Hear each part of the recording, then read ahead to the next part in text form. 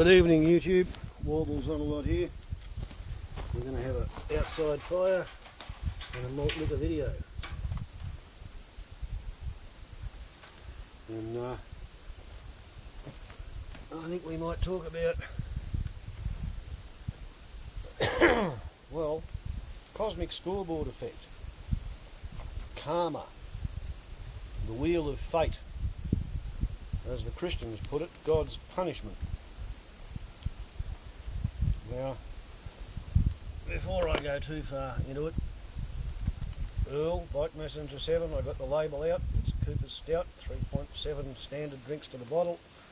This is the first bottle. So I'm actually sensible at the moment. And this Cosmic Scoreboard effect that I talk about, I put it like that because there seems to be a handicapping system. So if somebody grows up being taught absolute stupid bullshit, and they're taught this bullshit in a loving way by people they look up to and respect and depend upon, is it their fault when they emerge from the adolescent pipeline as a young human with a head full of shit? And is it their fault when they go off and they put the shit into effect and they make a mess? Well, apparently it's not their fault. Apparently, as the cultural wisdom puts it, the Lord looks out for fools and innocents and protects them. So, the first time a baby sticks a fork in a PowerPoint, there's a flash and a bang and the end of the fork melts and the kid's terribly surprised and they learn not to poke forks into PowerPoints. If they don't learn from the first instance, they poke another fork into another PowerPoint, there's a flash and a bang and they get burned through the skin to the meat, maybe to the bone by the hot end of the fork. If that doesn't teach them, then they toddle off and they do it again. And the next time, the current goes in their arm and out their feet and their heart stops along the way. But they got that free hit. When they didn't know it was dangerous, they got away with it. But personally, with electricity, I can remember being maybe 3 years old, lying on a top bunk with a bayonet type light socket sticking within grabbing range. The switch was turned off and there was no bulb in the socket. It was a single pole switch. So, insulated from the ground by being up off the ground on this double bunk, I poked my finger in the socket and I experienced electricity as a mild tingling in the end of the finger from the active pole. A month or so later, my father had the covers off the washing machine and he said, "Don't go near it, it's full of electricity." And I thought, well, I know more about electricity than that. I've played with electricity, it only gives you a mild throb. So I stuck my fingers up onto the uncovered washing machine that I'd been told not to touch, and the next thing I knew, I was bouncing off the wall and sliding down to the ground because the electricity had contracted every muscle in my body. And I had jumped away from and I got the idea, electricity's pretty powerful juju. Stay away from that stuff. And this is the principle that seems to be at work right through humanity and life. I don't know how it's organised, but I've noticed that it is organised, and it's sometimes a very, very elaborate calculation. When you get an intelligent, sensitive person raised in poverty and squalor by brutalised parents at the end of a generations-long chain of ignorant brutality, you can get people who, well, they think they're doing the right thing, they think they're acting for the best of motives, and everything they touch just turns to disaster. You know, like in the long run, Adolf Hitler was an example of that. Joseph Stalin, Pol Pot, you know, all of them had a horrible childhood. Well, I don't know about Pol Pot, but Hitler and Stalin did. And it was like, because their childhood was so horrible, because they had so many stupid lessons drilled into them as kids, afterwards, when they were adults, and they acted on the assumption that all of those lessons that they'd learned as littlies were correct, it was as if they were being forgiven by the universe. And they got away with it longer than somebody else who knew it was wrong. So it's an amazingly complicated system, and it appears to work on all kinds of scales. And recently I've had some fairly spooky examples cast in front of me. There's a proverb or a cliche, I think it's Judeo-Christian in nature, to the effect that the wages of sin is death. Alright? And once upon a time, when I was young and dumb and stupid, I seduced and had relationships with a lot of sweet young things, and not all of them were single. In fact, I can recall 3 married women. I discovered at an early age that that was a game that caused an enormous amount of emotional pain and difficulty, and I stopped the idea of seducing other people's partners. Gave up on it. By the time I was probably 21, I'd given up seducing other people's partners. So I learned. I started out with silly ideas, but I learned. So many, many years later, I decided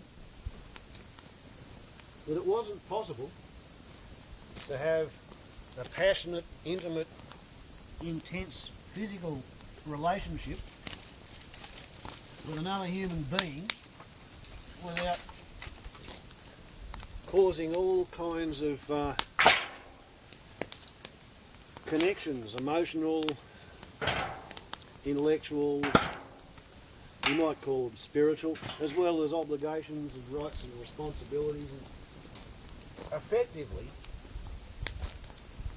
if the copulation is worth having, if it's good enough to do, then it's good enough to repeat. And if it's good enough to repeat, then you have to cobble together a relationship to justify the repetition. And that means that instead of going out and finding somebody that you can get along with, because it's what they're like between fucks that counts, you'll go out and find somebody who looks as if they throw an interesting movement when you appraise them in the bar, and then if it is an interesting movement, you wake up the next morning and you discover that you've just got to do that again and meet again, and before you know it, the month has gone by and you're in a relationship with somebody whose parents, family, connections, friends, background, you know nothing about, and you have no idea whether you're going to get along with them.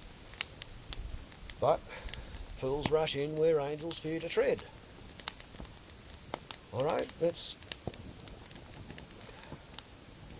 something that once upon a time, before modern medicine, for a brief time, took away the fear and spectre of sexually transmitted diseases and infections between people who were promiscuous.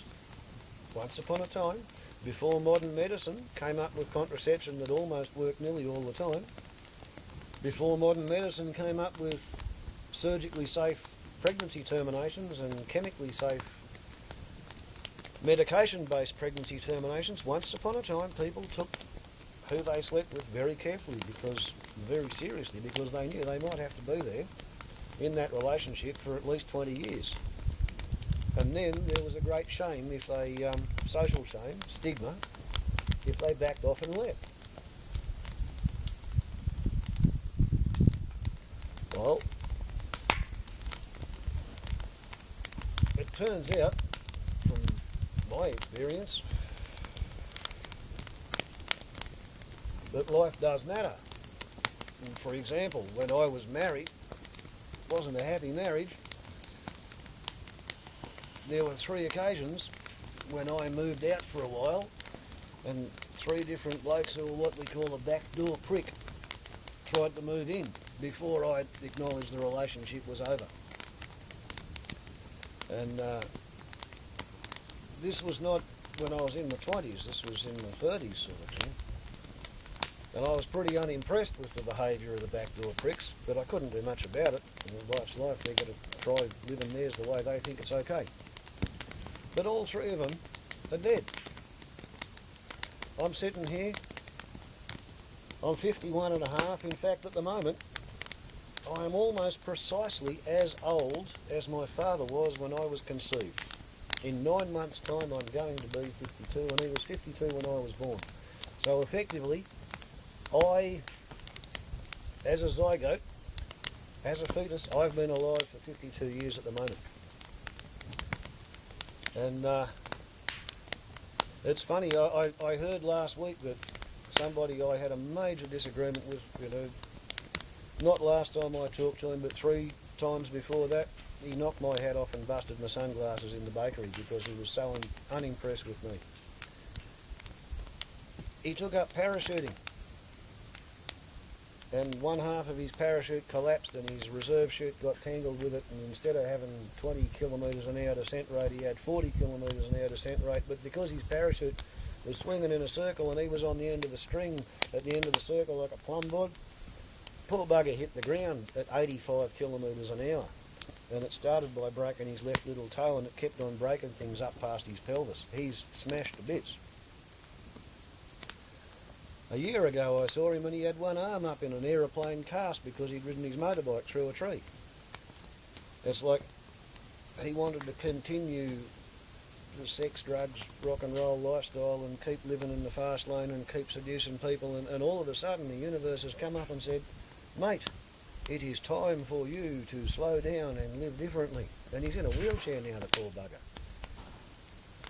So what is the calculation that means that one fella's parachute doesn't open and he gets badly smashed a year after he smashes himself on a motorbike because, you know, he's living his life the way he thinks is okay, and 3 other fellas, 2 die of cancer and one has his heart stopped because of how they're living their life. And I'm the bloke who decided that I have horrible taste in partners, and to protect my children from the possibility of daddy's new girlfriend fantasy, I think I'll just live out there in the forest and talk to the kangaroos. And I'm still sitting around by the fire, smoking a pipe and drinking a beer. Cosmic Scoreboard effect. You know, I deserved a bad marriage, I got a bad marriage. There are some people who'd say it wasn't ever a marriage, it was a single client prostitution contract, you know. You got a lady who would sleep with you and she was going to take as much money as she could from you. I don't know. It's very hard to decide what's the difference between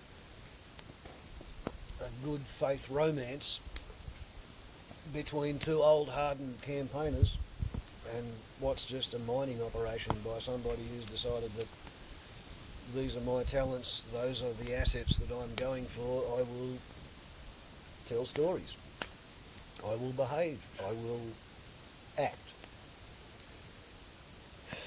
I guess you pays your money and you takes your choice, you do the best you can, but in the long run, the wages of sin is death. I've seen people who I thought were living silly lives come unglued big time. I've also seen people who seem to be really, really cool people. Nice, well-meaning, everything fine. They had some blinkers on, they didn't understand a bit about how the world works, and they were about to make some fairly major decisions in the wrong way, and they've been taken off the playing board before they could get things wrong. But Cosmic Scoreboard effect, it's a very, very interesting thing.